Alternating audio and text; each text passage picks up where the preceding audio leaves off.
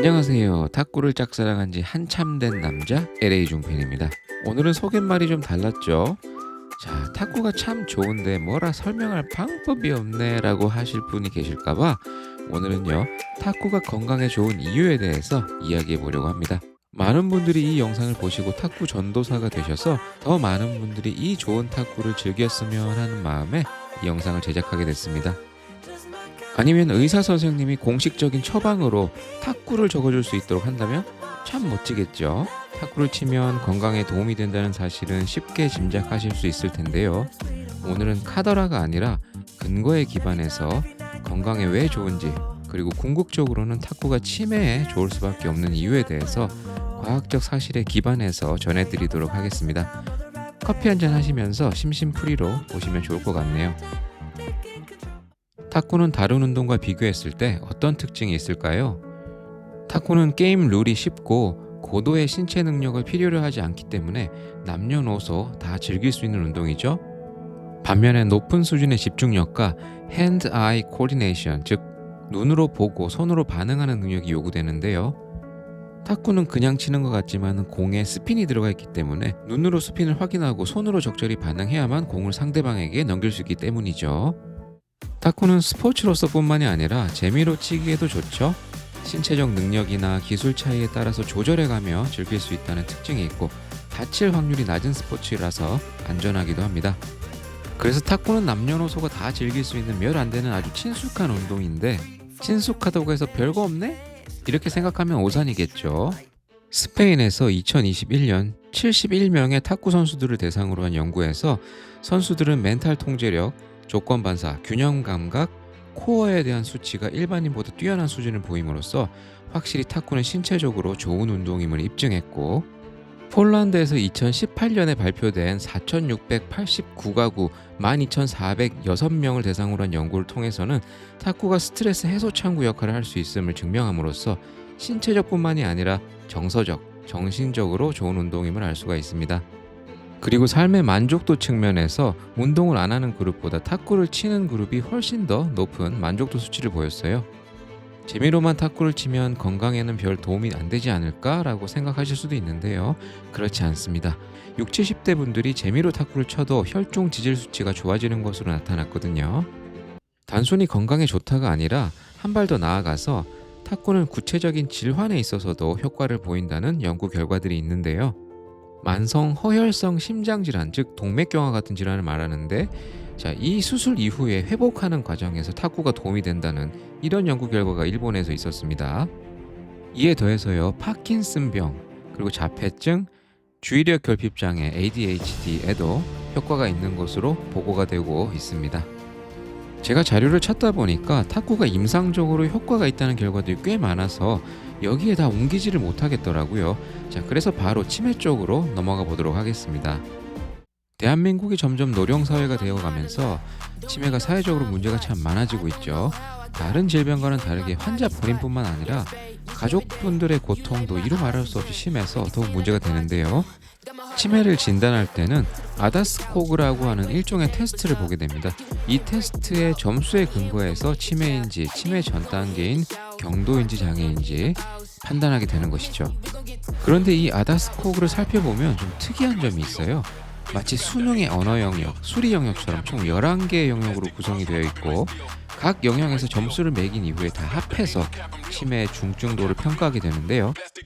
만점이 70점인데 이때 점수가 높을수록, 만점에 가까울수록 더욱 중증인 치매로 판단하게 됩니다. 하위 항목을 한두 개만 살펴보면요, 첫 번째로 월드 리콜이라고 나와 있죠. 이거는 이제 단어 즉각 기억이라고 표현하는데요. 평가자가 단어를 10개 정도로 쭉 불러줍니다. 나무, 자동차, 모자 등등등요. 그런 다음에 기억나는 대로 단어를 말해보라고 시키는데, 여기서 맞춘 개수에 따라서 0점부터 10점까지 차등적으로 점수를 매기게 되고요. 10점이면 다 틀렸다는 얘기가 되겠죠. 6번의 오리엔테이션 항목을 보시면요, 한국말로는 이제 진압력이라고 표현하는데, 현재의 시점과 위치, 날짜, 계절 등등 지금 현재를 얼마나 인지하고 있는지에 대한 질문들을 해서 평가를 하게 됩니다. 이외에도 지시 따르기, 도형 그리기, 그리고 관념적인 것을 실행하는 능력, 그리고 단어를 보여주고 아까 이 단어 본 적 있으세요? 이런 거 물어보기도 하고요. 저는 이 검사 항목들을 보면서 어떤 생각을 했냐면요. 아, 내가 저 시험을 봐도 다 맞추기 어렵겠는데? 하는 생각이 들더라고요. 생각보다 어렵더라고요, 이게. 그래서 보니까 일반인들은 검사를 하면 평균 5점 정도 나온다고 하고요. 9.5점 정도가 경도인지 장애에 해당한다고 하고요. 18점이 넘어가면 치매가 시작된 걸로 본다고 합니다. 이 아다스코그에 더해서요. 영상학적 소견이나 신경학적 검사를 종합적으로 판단을 해서 최종 진단을 내리게 된다고 하네요. 자, 그럼 지금부터 최초의 치매약으로 허가를 받은 약의 임상시험 결과를 한번 소개를 드리면서 탁구가 왜 치매에 효과가 있을 가능성이 높은지 살펴보도록 하겠습니다. 1998년에 게재된 논문인데요. 경증 내지 중증의 치매 환자 473명을 대상으로 치매 임상을 해서 최초로 성공한 약이 되겠습니다. 투약 기간은 24주였고요. 6주를 더해서 총 30주의 시간을 가지고 임상을 했습니다. 473명을 3개 그룹으로 나눠서 첫 번째 그룹은 가짜약 투여군, 두 번째, 세 번째 군은 투약 양을 달리해서 두 군을 배치를 했습니다. 실험 시작 전에 아다스코그 점수가 27점 또는 26점으로 이렇게 돼 있죠. 자, 18점 이상이면은 치매가 시작되는 거기 때문에 27점 정도면은 총 70점 만점이니까 그렇게 심한 치매 환자들 대상으로 한 게 아니고 마일드 투 모더레이트, 즉 경증에서 중증도의 치매 환자를 대상으로 한 걸 다시 한번 확인이 되고요. 그런데 제가 놀란 거는 그 다음입니다. 자, 여러분들 이 치매약을 복용을 했을 때 이게 아다스코그가 70점 만점이잖아요. 자, 점수가 어느 정도 떨어져야지 될 것 같으세요? 느낌상 비교적 경증인 치매 환자들 대상으로 실험을 했어요. 그래서 27점이 평균이었고, 아니 그렇다면 적어도 한 7점 정도는 떨어뜨려서 확 깎아가지고 20점 정도로 만들어야지 약으로서의 효용 가치가 있는 거 아닌가? 이렇게 생각을 했거든요. 그런데 결과를 보시면은 마이너스 0.6, 마이너스 1.0. 아니 이게 말이 됩니까 여러분? 1점 감소라뇨. 1점. 이게 무슨 말이냐면 아까 뭐 진압력 있고 뭐 단어 제인 있고 단어 즉시 기억 뭐 이런 항목들이 따로 있었잖아요. 아다스코그에. 자, 이게 평균이 아니에요. 합산이기 때문에 어떤 한 영역에서 한 등급만 더 높게 받으면은 그냥 1점 정도는 그냥 쉽게 깎이는 거거든요. 다시 말씀드리면 뭐 거의 효과가 없다라고 보는 게 맞지 않나라는 생각이 듭니다.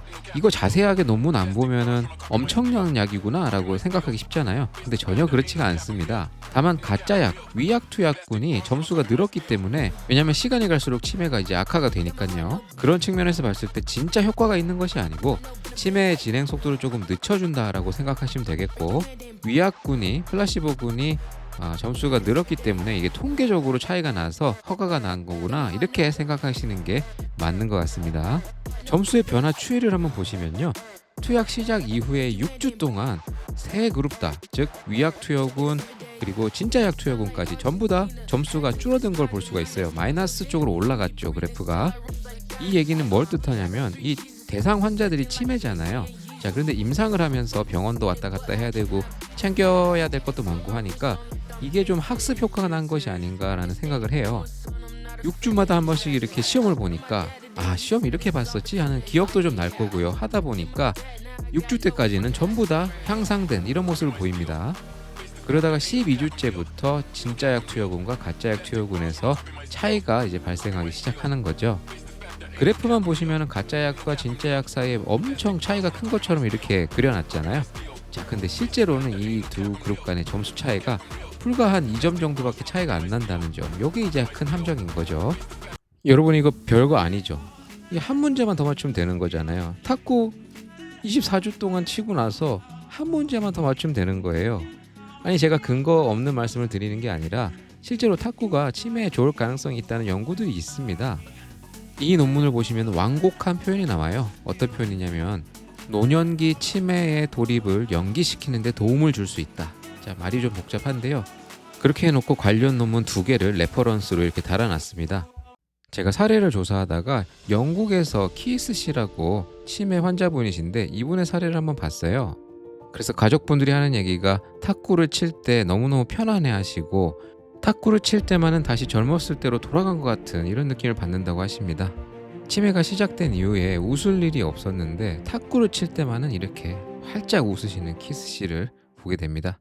그리고 환자분들이 편안하게 탁구를 즐기기 위해서 공을 따로 줍지 않아도 되는 이런 장치도 판매가 되고 있는 중이고요.